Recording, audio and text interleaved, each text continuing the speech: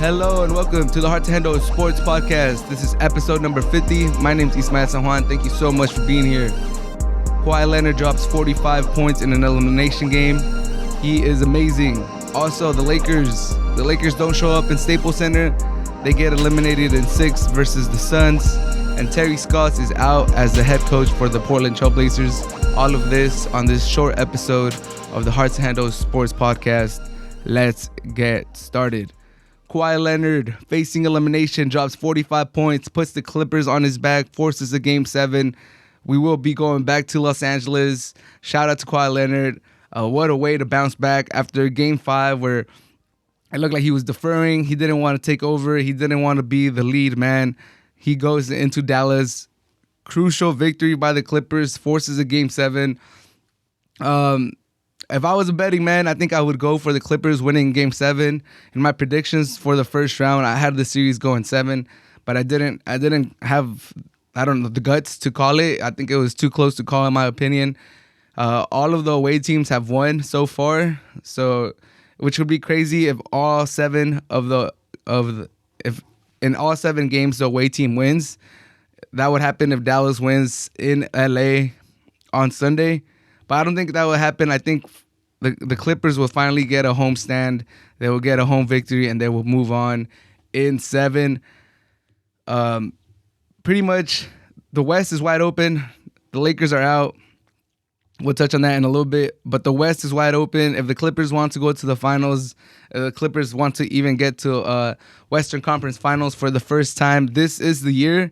Not to take anything away from the teams remaining, the Jazz, the Suns, the Denver Nuggets, they're all good teams. But if the Clippers move on, if they're able to get over this hurdle, I think they should be the favorites to make it out of the West, or they should at least be favorites to make it to the Western Conference Final. So this is crucial if you're a Clipper fan. If you've suffered for a long, long time, they made you suffer this first round. I think there's a lot of optimism if they're able to get the job done. But back to Game 6. Kawhi Leonard just taking over. The third quarter, I believe he had 17 points, and he demoralized the Mavs defense. No one could stop him. He was kind of headhunting Luka at the end. Luka can't keep up with Kawhi Leonard.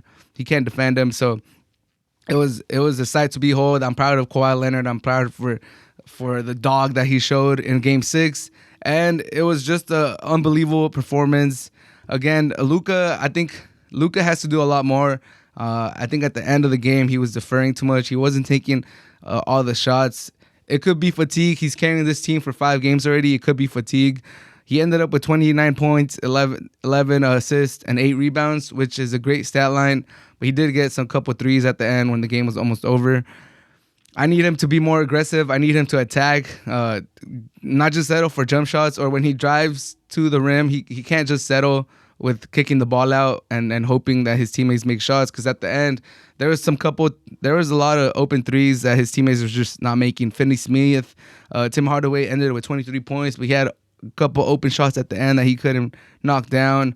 Josh Richardson, Kleba, there was some open threes at the end that Luka set up, and the Mavs, his teammates just couldn't make them.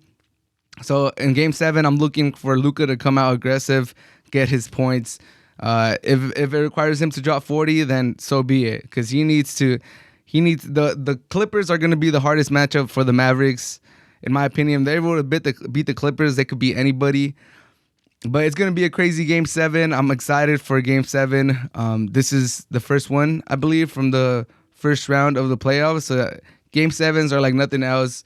It's crazy that the away team has won the first 6 games in this series. It has never happened before. This is ridiculous stuff. Will that happen for the 7th game? That would be insane if the Mavs are able to pull it off, get another victory in LA. But my gut is telling me that the Clippers are going to be able to just sneak out of this one and get a home win and move on in the next round. What do you guys think? Let me know. Hit me up on Twitter or just comment down below. What do you guys think? Who do you guys think is going to win Game 7?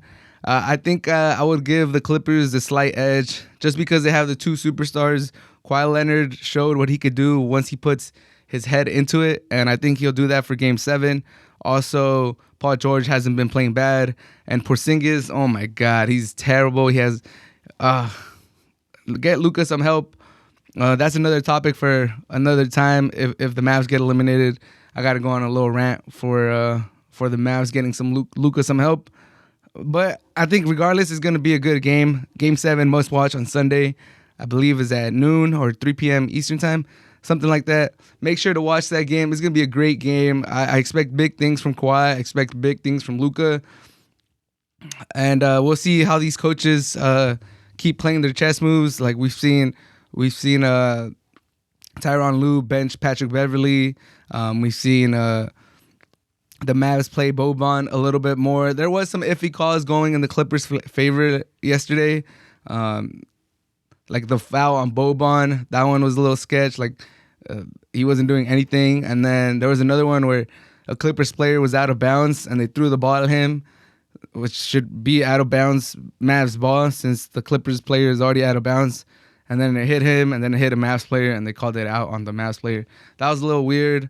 We'll see how the refereeing is for Game 7. But this has been the best series so far, and I hope we have another great game for Game 7. I do have to say that I'm siding a little bit more with the Clippers just because it looks like Luka is getting a little tired. He doesn't have help. I don't blame him. He needs help.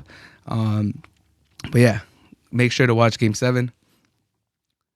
The Lakers lose Game 6, 113-100. They will not be a repeat this year. They're not going to go back-to-back. In the end, the AD injury was too much to overcome. He tried to play. He tried to give it a go. It was just not there. It was evident since the beginning that he could not move, that groin was going to be a problem. And 5 minutes in, trying to defend Booker, he re-aggravates it and he can't play. And the Lakers just came out super flat. It was very disappointing. In the last podcast, in the last episode, I said it's going to be very evident if the Lakers are going to win or if they're going to lose this game by the way they come out in the first, with if their energy's right, if they're hustling, if they're playing scrappy defense, and they weren't. They were down 36-14 after the first quarter. You could just tell things weren't going to go right. They tried to make a run in the third quarter. They cut it down to 10 points at one point. But they just didn't have it in them to bring it back, to bring it all the way home. Shout out to Chris Paul. He deserves this. I hope the Suns go deep because Chris Paul deserves the championship. I don't think they have enough to win the whole thing, but we'll see how far they get. Shout out to Booker, assassin, a dog. He was the best player out there. He completely 22 points in the first quarter. Ridiculous stuff, just putting that team on his back. When the Lakers were making a run at the end, when it was like a 10-point game, 13-point game, when they were lingering, when it looked like they could pounce, that they could come back, Devin Booker, closed that book, shut down that door, and said, nope, you guys aren't coming back. We're not going back to Phoenix. Let's end it right here. So props to him for a ridiculous, stupid, amazing game. It was so good. Devin Booker has arrived. And for the Lakers, it looked like LeBron wasn't 100%. He had a couple drives where he looked like the old LeBron, but there was definitely too much. He was too passive. He looked timid to attack. Some people are calling it father time. I think it has to do more with the injury. It might just be my optimism, but he was the MVP, the leading MVP candidate when he got hurt. And he looked explosive throughout the season. He looked good. He looked like he was the same old LeBron, and since he's come back from that ankle injury, he hasn't been the same. So for that, I think the Lakers really need the rest. It's going to be good for them. That short offseason since winning the championship in the bubble and the shortest offseason in NBA history. I think it's the shortest offseason in any American sport in history. So it took out the Lakers. The Heat couldn't get it done either in the East. And now we'll see who the Lakers keep going forward. Is Schroeder going to stay? What's going to happen with Kuzma? What's going to happen with Drummond? There's a lot of questions to be asked. Personally, I think Kuzma, he needs to get it together. He had an awful game.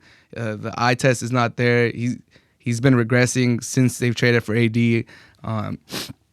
So we got to see what happens with Kuz. Schroeder, he didn't show up at all when we needed him. But the Lakers are kind of have they don't have a lot of moves to be made. They traded a lot of assets for AD. The cap they're pretty much at the cap. So we'll see what Pelinka does. And Pelinka we trust, but there's not too many moves.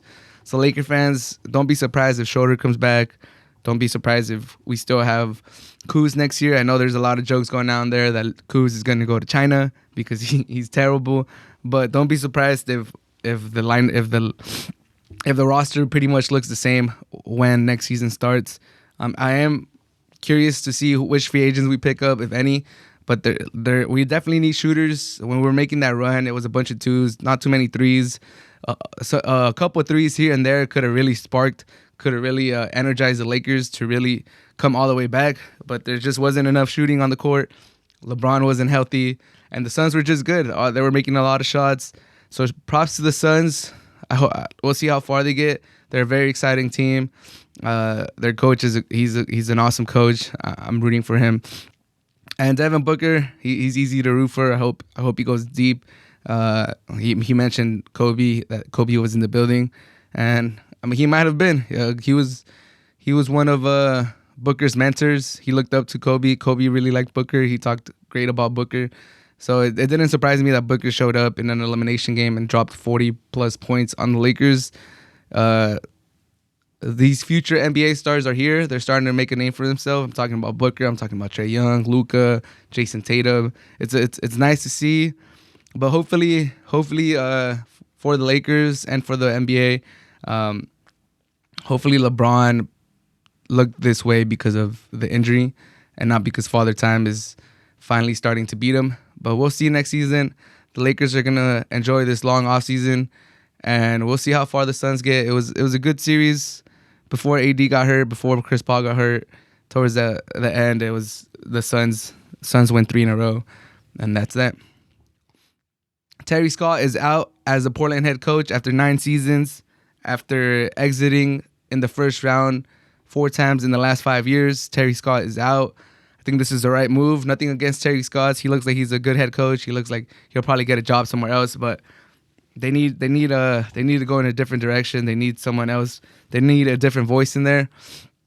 We'll see who ends up getting the head coaching job is going to be coveted. I think anybody would want to coach Damian Lillard. I think they're saying Jason Kidd is one of the favorites. They're also talking about Chauncey Billups. So we'll see who gets it. Whoever gets that job, their main priority should be to get some defense in that team. I think that's been the number one struggle for that team since forever. Like they could score points against anybody. Lillard could take over any game, but that defense is just not there. It hasn't been there, and my fear is that they won't be there. So that's not just on the coach. That's on the GM. They need to make some moves. If it's Trader McCollum, then so be it. Like he's a great player. I like McCollum. He could erupt too. He could have 40-point games. He's a 20+ point scorer. But he's kind of undersized. Lillard's definitely undersized, so they leave a lot to be desired on the defensive side. Having 2 undersized guards is never good. No matter how many points they could put up, they need a legit third option. Melo, he's good. He could score, but he's getting old. He can't be a reliable third option if you want to have championship aspirations. They need to look through the market, see who they could trade for. And if they don't get it done, then we might be looking at Lillard asking for a trade in the next year or two. He has 4 years left on his contract, so he's not. I don't believe he's going to be leaving this offseason. I think he's loyal to Portland. But if he's out, he's been out in the first round 4 of the last 5 years. They just fired the head coach, or they parted ways mutually. But they're getting a new head coach. If this new head coach can't get it done, if they make some moves and it's still not enough, at some point Lillard's going to be like, all right, it's not working out right here in Portland. I've been loyal. I've been more than enough loyal. I re-signed with you guys. I gave it as much as I can. But at some point, I got to look out for myself, not just the city of Portland, not just the team that drafted me, but I got to go, I'm chasing a legacy. I want to be remembered as one of the best, and I need a chip. We all know players get ridiculed for not winning a chip. We see the treatment that Chuck gets. Marino is not just basketball; it's in football too. Marino, he could have been regarded as the greatest ever if he got a couple chips, but he couldn't. A chip is very important. So Lillard, he probably is going to give it another shot with this new head coach. They're going to make some moves, hopefully, to rebuild this team, to add some defense, and we'll see what happens. But I think time is ticking for the Portland Trail Blazers. Time is ticking. You fired your head coach after 9 years. Like these are the signs of a desperate team, desperate measures. Like, you're firing your head coach. I applaud them for not just sitting there and like saying like, all right, we're just going to run it back. We're just going to run it back with Terry Stotts again, same team. Like, it might have been a little too late. They have done this in the last few years? Maybe, but we'll see if Jason Kidd or whoever is the new head coach is able to take that next step with the Trailblazers, because I'm telling you, the time is ticking on Lillard. He's loyal. He loves Portland. You can really tell that he loves that fan base. He loves that team, and he wants, like, I'm 100% certain that he wants to stay there his whole career. But there's gonna be a point where enough is enough, and he's gonna want to win. So best of luck to Portland and whoever takes up that head coaching position. I hope they do well. Not too well, because I am a Laker fan, but if not the Lakers, Lillard is a very easy player to root for. So we'll see. Who do you guys think the Portland Trail Blazers are gonna sign for their next head coach? And do you think Lillard's gonna stay there his whole career? Do you think he's gonna leave in the next few years? Let me know down below or on my social media. But that should be it for this episode of the Hard to Handle Sports Podcast. Thank you so much for listening. It was a quick episode. Just wanted to touch on some basketball topics. Wanted to touch on the Lakers. And have a great rest of your day. And enjoy the rest of the playoffs. I'm out.